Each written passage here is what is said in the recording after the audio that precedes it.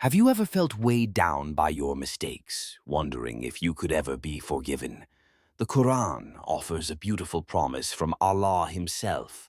His mercy is greater than any sin. In our lives, we all slip and fall, but Allah, the Most Merciful, never turns away those who sincerely repent. The Quran is filled with verses of boundless mercy, like in Surah Az-Zumar, verse 53.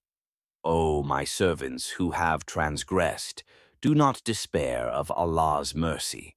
He forgives all sins. What a powerful reassurance. No matter your past, Allah invites you back to Him.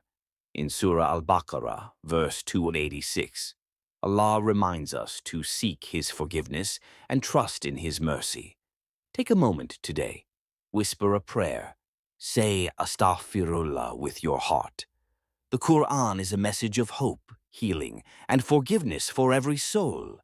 No matter how dark your past, Allah's mercy can write you a new story.